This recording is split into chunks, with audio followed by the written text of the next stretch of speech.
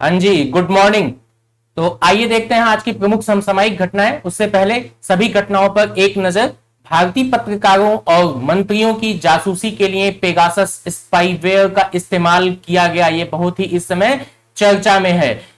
उसके बाद देखते हैं दूसरी जो न्यूज है होगी हमारी, वो होगी कैंसर पैदा करने वाले उत्परिवर्तन का अध्ययन करने के लिए आईआईटीएम के द्वारा एआई उपकरण विकसित कर दिया गया है। तीसरा, कांस फिल्म फेस्टिवल 2021 टाइटन ने जीता पॉम डी ओर। ये पाल्मे डी ओर, पॉम डी ओर वास्तविक इसका जो उच्चारण होगा पॉम डी ओर। दो भारतीय संगठनों ने जीता है यूएनडीपी इक्वेटर प्राइज 2021 का। शेर बहादुर देउबा ने संसद में विश्वास प्रस्ताव पारित कर लिया है, जिसमें विश्वास मत जीता इन्होंने। भारत में जयनगर और नेपाल में कुर्था के बीच में ट्रेन का सफल परीक्षण किया गया है। लुइस हैमिल्टन ने फॉर्मूला 1 ब्रिटिश ग्रांड प्रिक्स जीत लिया है। तो आइए बढ़ते हैं एक एक खबरों के बारे में डिटेल में।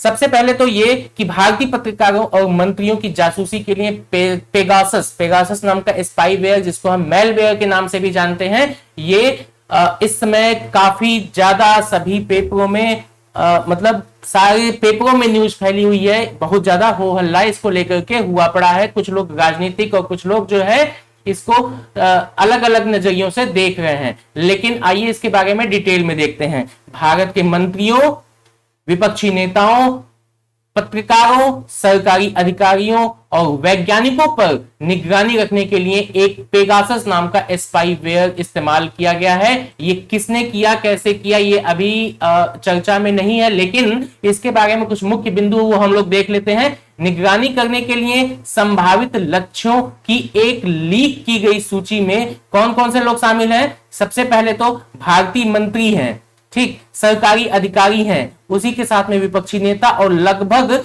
40 से ज्यादा पत्रकारों के फोन नंबर पाए गए हैं इसमें।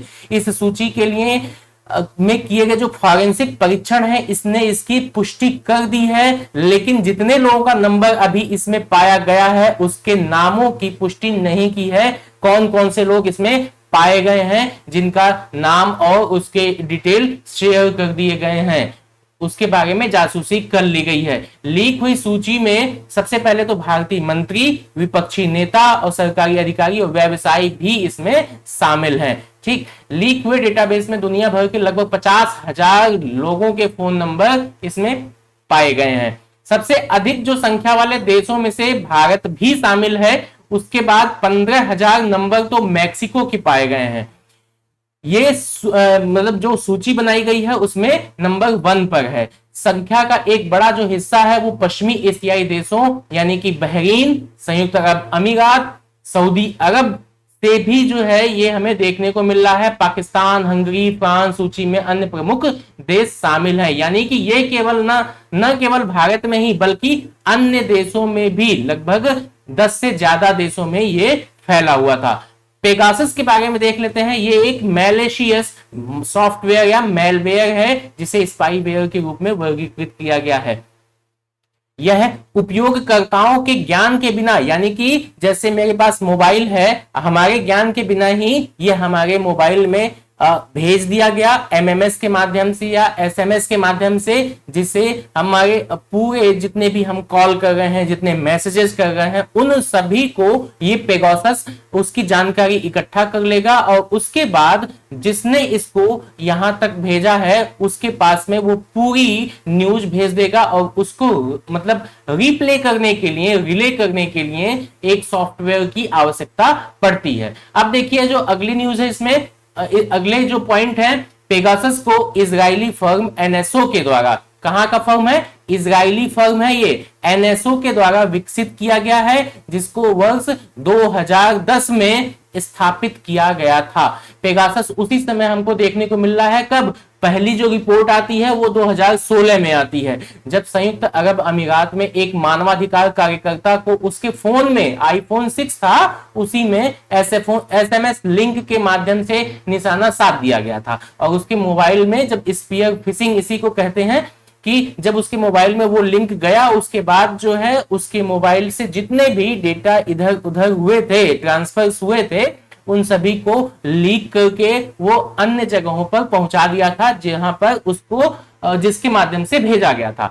पेगासस स्पाईवेयर एक ऐसा सॉफ्टवेयर प्रोग्राम है जो कि उपयोगकर्ताओं के मोबाइल और कंप्यूटर से गोपनीय और व्यक्तिगत जानकारी को नुकसान पहुंचाता है। नुकसान पहुंचाने का मतलब यही है कि जो हम लोग ट्रांसफर कर रहे हैं एक दूसरे से वॉइस, ऑडियो या फिर जो भी टेक्स्ट मैसेजेस, वो सभी जो है उसकी जानकारी वो गुप्त तरीके से अपने पास रखता है। ठीक है, ऑपरेटिंग सिस्टम में एक पहली बार तकनीकी जब खामी आती है तो हम लेकर के दौड़ते हैं और जाते हैं मोबाइल बनवाने के लिए या अपना कंप्यूटर बनवाने के लिए, लेकिन वो जो मोबाइल निर्माण करता है, मोबाइल बनाने वाला जो है, वो भी उसमें सुधार नहीं कर पाता है और वो मतलब बग की तरीके से आपके मोबाइल में पड़ा रहता है। तो ये एक बहुत बड़ी न्यूज थी और जो है इसको लेकर के काफी इस समय सदन से लेकर के सभी जगहों पर हो हल्ला बहुत ज्यादा हुआ पड़ा हुआ है। अगले न्यूज की तरफ बढ़ते हैं। कैंसर पैदा करने वाले जो उत्परिवर्तन यानी कि म्यूटेशंस हैं उसका अध्ययन करने के लिए IITM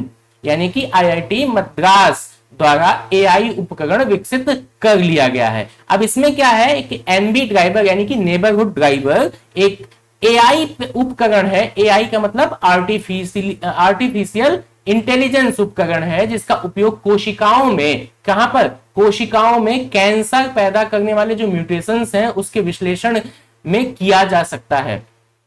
ये एक ऐसा टूल है जो भारतीय प्रौद्योगिकी संस्थान मद्रास जो कि चेन्नई में स्थित है। ये कहां पर है? IIT मद्रास, ये चेन्नई में है। अभी इसको हम डिटेल में देखेंगे। ये कार्यरत शोधकर्ताओं के द्वारा विकसित किया गया है। अब आइए देख लेते हैं NB ड्राइवर यानी कि नेबरहुड ड्राइवर के बारे में। ये IITM के शोधकर्ताओं ने कृत्रिम बुद्धिमत्ता, वही आर्टिफिशियल इंटेलिजेंस पर आधारित एक क्या है, मैथमेटिकल मॉडल है। मैथमेटिकल मॉडल, यह AI एल्गोरिदम कोशिका में, हमारी सेल में, हमारी बॉडी में उसके बदलाव को खोजेगा जो कैंसर का कारण बन सकते हैं। ठीक है, ये एल्गोरिदम बेस्ड है पूरी तरीके से। अब देखिए इसमें क्या है अगली न्यूज। ये DNA संरचनाओं का अध्ययन करता है। ठीक है, DNA संरचनाओं का अध्ययन करता है और आनुवांशिक परिवर्तनों की विशेषता को बताता रहता है जो कैंसर पैदा करने के लिए जिम्मेदार हैं। सरल AI यानी कि सरल जो आर्टिफिशियल इंटेलिजेंस तकनीकों का उपयोग करते हुए इस संस्थान के शोधकर्ता जो हैं वो यानी कि नेबरहुड ड्राइवर नामक एक नया भविष्यवाणी एल्गोरिदम विकसित किए हैं। ये देखिएगा, ये भविष्यवाणी एल्गोरिदम यानी कि जैसे हमारी बॉडी में इसको मतलब लगा दिया गया, तो नेबरहुड ड्राइवर नाम का जो भविष्यवाणी एल्गोरिदम है तो वो फ्यूचर में होने वाले जो हमारे कैंसर से के विभिन्न जो ओपन सोर्स डेटाबेस है उसको इकट्ठा करेगा। उसके बाद वो बता देगा कि हमको कैंसर कब होने वाला है। ठीक है, तो IIT मद्रास के बारे में आइए देख लेते हैं। IIT मद्रास ये कहां पर है? चेन्नई में स्थित है। ये 1959 में स्थापित किया गया था। किसकी सहायता से किया गया था? पश्चिमी जर्मनी की पूर्व सरकार की वित्तीय और तकनीकी सहायता से इसकी स्थापना की गई थी। IITM जो है भारत सरकार के द्वारा स्थापित किए जाने वाले जितने भी IIT हैं उसमें ये तीसरे नंबर का है। ठीक है, अब बढ़ते हैं हम लोग अगली न्यूज की तरफ। देखिए ध्यान से, कांस फिल्म फेस्टिवल 2021 टाइटन ने जीता पॉम डी ओर। ध्यान से देखिए इस लड़की को, ये लड़की ये जूलिया डिकोर्नो है। जूलिया डिकोर्नो जो है ये पिछले 28 वर्षों में कांस फिल्म फेस्टिवल में पॉम डी ओर जीतने वाली पहली महिला निदेशक बन गई हैं। ध्यान दीजिएगा, पहली महिला निदेशक हैं ये। ठीक, 28 वर्षों में है ये पहली बार जीत रही हैं, पहली महिला निदेशक के तौर पर। ये जो है कांस फिल्म फेस्टिवल 2021 का, इसके बारे में देख लेते हैं। ये 18 जुलाई 2021 को ग्रैंड थिएटर लुमियर एक जगह है, लुमियर में कार्यक्रम के समापन के समारोह में 74वें कान फिल्म महोत्सव के पुरस्कार प्रदान किए गए। देखिएगा 74 था ये। ठीक, लुमियर में दिया गया है, ये भी ध्यान दीजिएगा।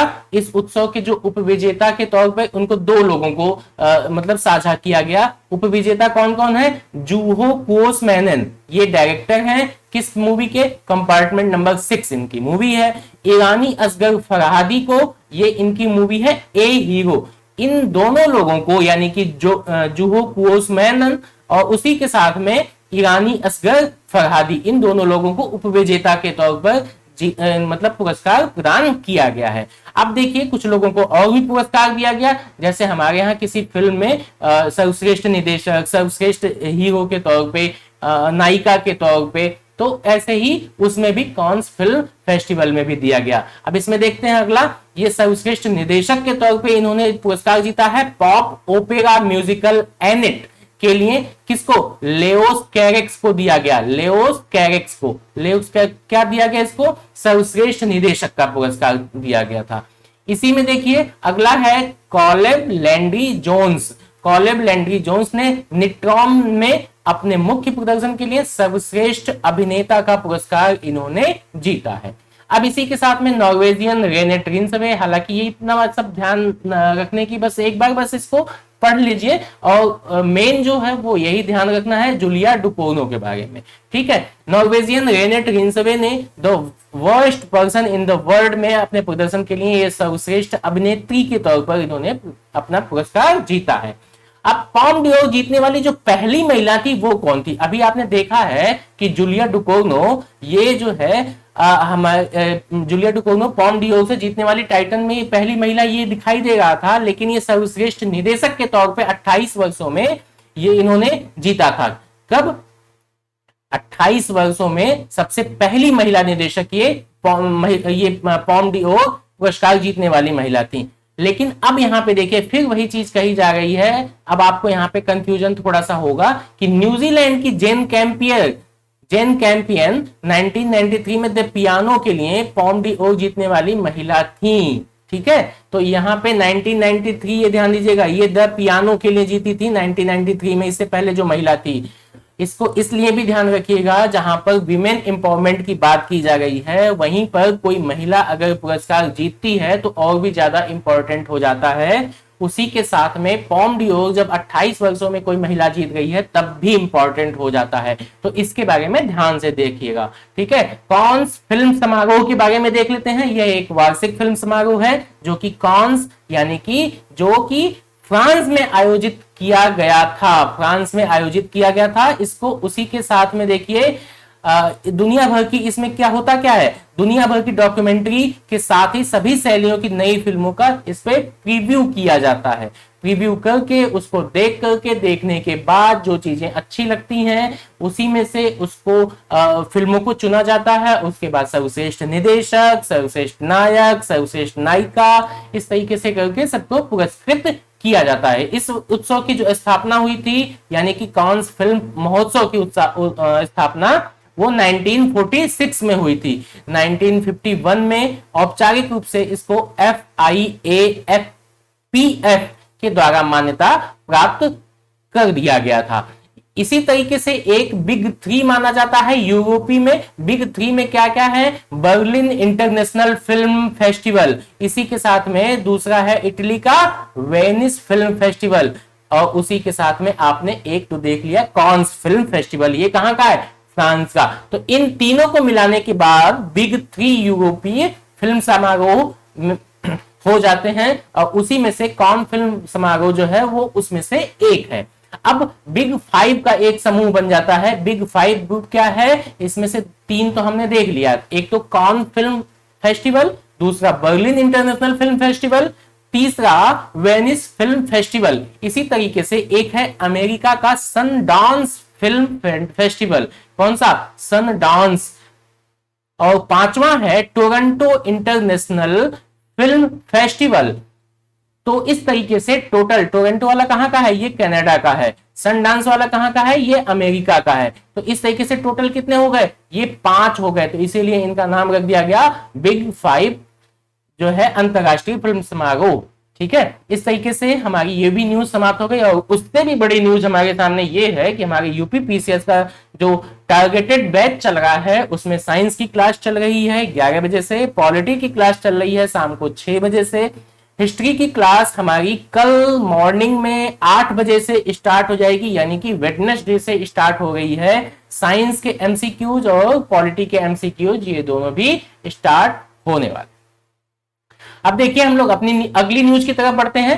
2 भारतीय संगठनों ने जीता है यूएनडीपी इक्वेटोर प्राइज 2021 का। अब दो जो भारतीय संगठन है ये कौन कौन से हैं? सबसे पहला तो उसका नाम है आदिमलाई पोजीगुंडियल प्रोड्यूसर कंपनी लिमिटेड, दूसरा है स्नेह कुंजा ट्रस्ट। इन दोनों ने इसको जीता है। ठीक है, इस कौन सा पुरस्कार? UNDP equator prize 2021। उसी में आइए हम लोग अब डिटेल में देख लेते हैं। दो भारतीय समुदाय ने जीता यूएनडीपी इक्वेटर प्राइज 2021। क्यों जीता? पहला तो इन्होंने जलवायु परिवर्तन को लेकर के, उसी के साथ में जैव विविधता के नुकसान से निपटने और अपने स्थानीय विकास को लक्ष्यों को प्राप्त करने के लिए इन्होंने नए नए स्थानीय और विभिन्न प्रकृति आधारित समाधान को प्रदर्शित करने में असाधारण उपलब्धि के लिए इन्होंने ये पुरस्कार जीता है। अब भारतीय विजेता के तौर पे 10 विजेताओं, विश्व स्तर पे 10 विजेताओं में से 2 हैं भारतीय। एक तो हमने आपको नाम बता ही दिया है, स्नेह कुंजा ट्रस्ट और आदिमलाई पोजीगुंडियल प्रोड्यूसर कंपनी लिमिटेड, ये 2 हैं। इन दोनों ने ये पुरस्कार जीता है। ये 2 समुदाय 10,000 अमेरिकी डॉलर की पुरस्कार जीतेंगे। अच्छा, उन्हें इस वर्ष के अंत में किस किस चीज के लिए दिया गया? नेचर फॉर लाइफ हब, संयुक्त राष्ट्र महासभा और संयुक्त राष्ट्र खाद्य प्रणाली शिखर सम्मेलन से जुड़े आभासी कार्यक्रमों की एक श्रृंखला में शामिल होने का अवसर मिलेगा। नामित हो गए हैं, मिलेगा अभी अक्टूबर में ये स्टार्ट हो जाएगा पुरस्कार वितरण। ठीक है, भारत के विजेता 255 समुदायों के नेटवर्क में शामिल होंगे, मतलब 255 लोग जो उसमें शामिल होने वाले हैं, उसमें से भारतीय 2 हैं। ठीक है, जिन्हें ये बड़े गर्व की बात है, इसको याद रखने की चीजें हैं। दोनों का नाम याद होना चाहिए, इनका कार्य क्या है, कब दिया जा रहा है, कौन सा पुरस्कार है, ये आपको पूरी तरीके से कंठस्थ होना चाहिए। जिन्हें 255 समुदायों के नेटवर्क में से शामिल होंगे जिन्हें 80 से अधिक देशों से इक्वेटर प्राइज मिला है। ठीक है, 80 से अधिक देशों से इक्वेटर प्राइज मिला हुआ है। वर्चुअल पुरस्कार समारोह अक्टूबर 2021 के महीने में आयोजित किया जाएगा, यानी कि 2 महीने के बाद अभी आयोजित होगा। यूएनडीपी इक्वेटर प्राइज 2002 से शुरू किया गया था। इसके बारे में जान लीजिए कि यूएनडीपी जो इक्वेटर प्राइज था ये कब से स्टार्ट किया गया था, पूछ सकता है एग्जाम में ये भी। ये 2002 से शुरू किया गया था। आदिमलाई पोजीगुंडियल प्रोड्यूसर कंपनी करती क्या है, इसको भी हम लोग आइए डिटेल में देख लेते हैं। ये कंपनी जो है 1700 सदस्यों वाली एक सहकारी समिति है, कोऑपरेटिव कमेटी है। पूरी तरीके से ये नीलगिरी बायोस्फीयर रिजर्व तमिलनाडु के स्वदेशी लोगों के द्वारा चलाई जाती है। नीलगिरी बायोस्फीयर रिजर्व जो है इसको आप इंडिया के मैप में डिटेल में देख लीजिएगा। इसी के साथ हम लोग इसमें अगले पॉइंट पे चलते हैं। पिछले 8 वर्षों में इस समुदाय के द्वारा किए गए कार्यों ने विभिन्न प्रकार की फसलों, वन उपज के विपणन और प्रसंस्करण के द्वारा 147 गांवों में आजीविका में सुधार इन्होंने मिलकर के किया हुआ है। कितना? 147 गांवों में आजीविका में सुधार किया है। ठीक है, ये ध्यान दीजिएगा। यहाँ पे फसल की कटाई और कृषि पद्धतियों की नियमित रूप से निगरानी की जाती है इनके द्वारा, ताकि उत्पादों की गुणवत्ता जो है वो बरकरार रखी जा सके और संसाधनों के अति प्रयोग को भी रोका जा सके। संसाधनों के मतलब जो उसका सीमित प्रयोग करते हुए इन्होंने फसलों को लेकर के, वन उपजों को लेकर के, उसको प्रोड्यूसिंग से लेकर के उसको मतलब मार्केट में सेल करने तक, उन सभी चीजों में इन्होंने बहुत अच्छी तरीके से कार्य किया है। उसी के साथ में देख लेते हैं अगला, यानी कि स्नेह कुंजा ट्रस्ट के बारे में भी। ये 45 वर्षों के लिए स्नेह कुंजा ट्रस्ट ने समुदाय आधारित संरक्षण और बहाली पर ध्यान केंद्रित करते हुए कर्नाटक का तट और पश्चिमी घाट में तटीय पारिस्थितिकी तंत्र और संवेदनशील आर्द्र भूमि की रक्षा इन्होंने की है। इस संगठन ने सैकड़ों ग्राम वन समितियों और स्वयं सहायता समूहों को विभिन्न प्राकृतिक कृषि तकनीकों, पारंपरिक ज्ञान, स्वच्छ ऊर्जा के उपयोग, उद्यमिता को बढ़ावा देने के लिए और सामुदायिक स्वास्थ्य सेवाओं को प्रदान करने के आधार पर संसाधनों का स्थायी प्रबंधन करने में भी सहायता की है इन्होंने। ठीक है, वर्तमान समय में यह जो ट्रस्ट है भारत की पहली ब्लू कार्बन परियोजना का संचालन कर रही है। ब्लू कार्बन परियोजना क्या है इसको आप डिटेल में देख लीजिएगा। अब देखिए ध्यान से इस शख्स को, ये है शेर बहादुर देउबा, जो कि नेपाल के क्या है, ये नए प्रधानमंत्री बन गए हैं। उसी के साथ में इन यहाँ पर अभी विश्वास मत इन्होंने जीत लिया है, जहां पर 275 सदस्यों वाली प्रतिनिधि सभा थी, उसमें से 136 मत प्राप्त करना था, लेकिन इन्होंने प्राप्त कितना किया है, 165 मत प्राप्त कर लिया है इन्होंने। इससे पहले नेपाल के सर्वोच्च न्यायालय ने नेपाली कांग्रेस के अध्यक्ष जो थे शेर देउबा नेपाल का प्रधानमंत्री नियुक्त करने का आदेश प्रस्तावित कर दिया था। अब आइए कुछ मुख्य बिंदुओं पे चलते हैं इसमें डिटेल में। सुप्रीम कोर्ट के आदेश के बाद ही 5 सदस्यीय जो संवैधानिक पीठ थी भंग की गई प्रतिनिधि सभा को 5 महीने में दूसरी बार जो है इसको बहाल कर दिया गया है। अब इसमें डिटेल में देखिए ये कि राष्ट्रपति जो वहां के हैं विद्या देवी भंडारी ने प्रधानमंत्री ओली की, उस समय कौन थे, प्रधानमंत्री ओली की सिफारिश पर 22 मई 2021 को 5 महीने में दूसरी बार 275 सदस्यीय निचले सदन को भंग कर दिया था। ठीक है, ओली की सिफारिश पर राष्ट्रपति ने इसको भंग कर दिया था। 12 नवंबर और 19 नवंबर को मध्यावधि चुनाव की भी घोषणा कर दी थी। चुनाव आयोग ने हाल ही में चुनावों को लेकर के अनिश्चितता के बावजूद मध्यावधि चुनाव के कार्यक्रम की भी घोषणा कर दी थी। राष्ट्रपति को संसद भंग करने की शक्ति कैसे प्राप्त होती है, ये नेपाल के अनुच्छेदों के बारे में, नेपाल के संविधान के बारे में बात की गई है यहाँ पे। अब उसको भारत के संविधान के साथ आप कंपैरिजन मत कीजिएगा, हाँ कंपैरिजन उस आधार पे कीजिएगा कि भारत में राष्ट्रपति को संसद भंग करने की शक्ति किस आर्टिकल में दी गई है और नेपाल में किस आर्टिकल में दी गई है। तो नेपाल के जो संविधान के अनुसार अनुच्छेद 76(7) के तहत प्रतिनिधि सभा या संसद को भंग करने की शक्ति प्रदान की गई है। अनुच्छेद 76(7) के बारे में बता देते हैं आपको। अनुच्छेद 76(7) के तहत प्रधानमंत्री प्रतिनिधियों के सदन को भंग कर सकते हैं, कौन, प्रधानमंत्री, और 6 महीने के भीतर चुनाव कराने की नई तारीख की घोषणा भी कर सकते हैं। यदि प्रधानमंत्री की नियुक्ति खंड 5 के तहत विश्वास मत में विफल हो जाती है, अगर विश्वास मत नहीं प्राप्त हो पाता है, तब किसी सदस्य को प्रधानमंत्री के रूप में नियुक्त नहीं किया जा सकता है। ठीक है, तो अब यहाँ पे देख लेते हैं राजनीतिक संकट बहुत ज्यादा चल रहा है नेपाल में, उसमें हुआ क्या क्या, आइए उसके बारे में डिटेल में देख लेते हैं। जो राजनीतिक संकट है ये हमको देखने को मिलता है मई 2018 में। मई 2018 में शुरू हो जाता है जब केपी शर्मा जो ओली साहब थे, इनके नेतृत्व वाली सीपीएन यूएमएल और नेशनल कम्युनिस्ट पार्टी ने हाथ मिला लिया था। इन दोनों पार्टियों के हाथ मिलाने के बाद से ही केपी शर्मा जी के जो ये यहीं से समस्या स्टार्ट हो जाती है। केपी शर्मा ओली उसी के नेतृत्व करता थे मई 2018 से। ठीक है, ये देखिए हाउस ऑफ रिप्रेजेंटेटिव में सीपीएन यूएमएल सबसे बड़ी पार्टी थी, जब हालांकि सत्तारूढ़ दल के भीतर बढ़ते विवादों के परिणाम स्वरूप फिर से विभाजन हो जाता है और विभाजन होने के बाद दिसंबर 2020 में प्रचंड के नेतृत्व वाली जो पार्टी है, प्रधानमंत्री ओली को जो सह अध्यक्ष के रूप में चुना हुआ था, ओली को ही बाहर कर दिया जाता है। और ओली को बाहर करने के बाद प्रचंड जो थे, प्रचंड को ही पहला अध्यक्ष बना दिया जाता है। अब प्रचंड जब पहले अध्यक्ष बन जाते हैं, अब समस्या तो प्रारंभ होनी थी, क्योंकि एक नेता जब बाहर हुआ तो दूसरे के साथ में समस्या खड़ी हो ही जाएगी।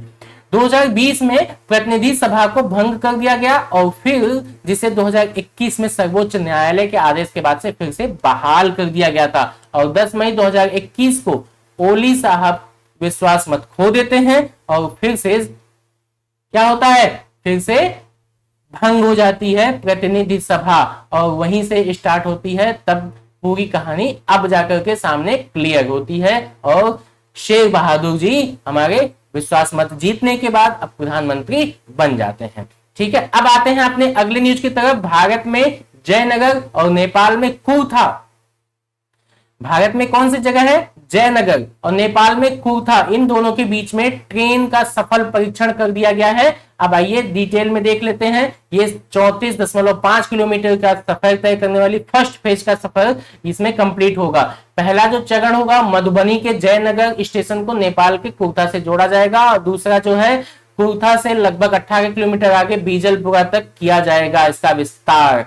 ठीक है, अब आइए डिटेल में इसमें चर्चा कर लेते हैं। 18 जुलाई 2021 की घटना होती है और उसके बाद जयनगर और नेपाल के कुर्था के बीच में ट्रेन की आवाजाही स्टार्ट हो जाती है। इसके जो मुख्य बिंदु हैं ये 34.5 मीटर 50 किलोमीटर लंबी जो है ये रेल खंड है। रेल लाइन लिंक का ये पहला खंड है जो नेपाल के महोतारी जिले में है, कुर्था। ये ध्यान दीजिएगा, कुर्था तो सभी को याद रह जाएगा, लेकिन महोतारी जिले में है कुर्था, ये ध्यान रखिएगा, क्योंकि हो सकता है कि जिला पूछ लिया एग्जाम में कि बिहार में, जैसे भारत में बिहार में मधुबनी जिले में है जयनगर, ठीक है, और बिहार के साथ ही अगर पूछा कि नेपाल में कुर्था कहां पर है तो वो महोतारी जिले में है। तो इन दोनों को जोड़ने वाला जो है रेलखंड कितना 34.5 किलोमीटर लंबा है। इसकी लागत आ गई है टोटल 619 करोड़ रुपए। और उसी के साथ में देखिए इरकान ने भारत नेपाल मैत्री रेल परियोजना के तहत ही इसको प्रारंभ करने की भारत सरकार के द्वारा वित्त पोषित इसको किया गया था, इसको प्रारंभ करने की घोषणा कर दी थी। तो अब इरकान के बारे में भी हम लोगों ने देख लिया। उसी के साथ में देखते हैं पूर्व मध्य रेलवे के द्वारा घोषणा जो की गई है। पूर्व मध्य रेलवे के मुख्य जनसंपर्क अधिकारी राजेश कुमार ने कहा था कि दोनों देशों के बीच में कुछ तकनीकी और अन्य औपचारिकताओं को पूरा कर लिया जाएगा, उसी के बाद से ट्रेन की आवाजाही भी शुरू हो जाएगी। 34 किलोमीटर की जो बची हुई जो रेल लाइन है 2 चरणों में इसको भी बना दिया जाएगा। जो दूसरा हमारा खंड होगा, यानी कि पहला खंड तो पूरा हो गया है कुर्था से लेकर के जयनगर तक, जो दूसरा खंड होगा वो 17 किलोमीटर लंबा होगा और जो कि कुर्था और भंगहा को जोड़ेगा।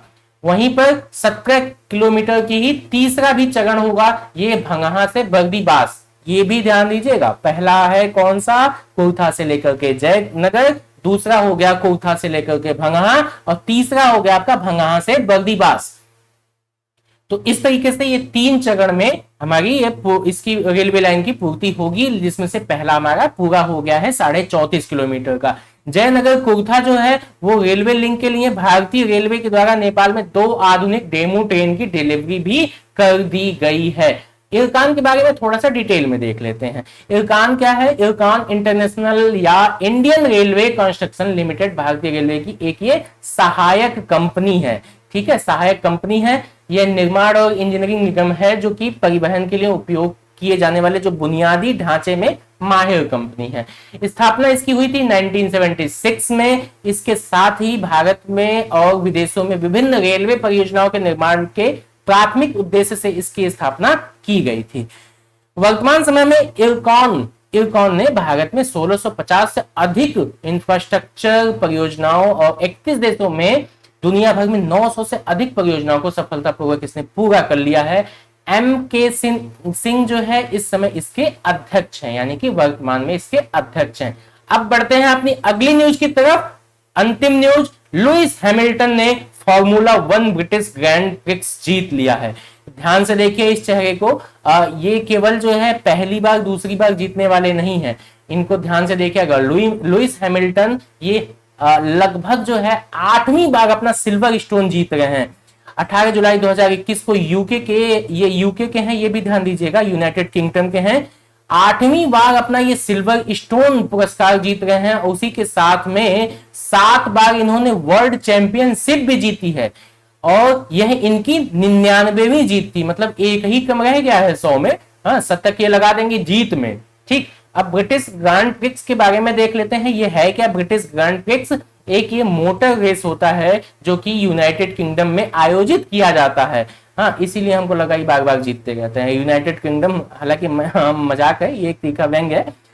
यूनाइटेड किंगडम वो होता है ना कि घर की मुर्गी दाल के बराबर यूनाइटेड किंगडम में है, ये भी वहीं के हैं और उसके बारे में इनको जो है ज्यादा अनुभव रहा होगा और अच्छी खासी इनके हाथ सेट हो गए हैं मोटर रेस में। और इनकी 99वीं जीत इसमें अपने करियर में इनके बनाने वाले हैं। 7 बार इन्होंने वर्ल्ड चैंपियनशिप बनाई है, 8 बार इन्होंने Silverstone formula 1 British Grand Prix जीत लिया है।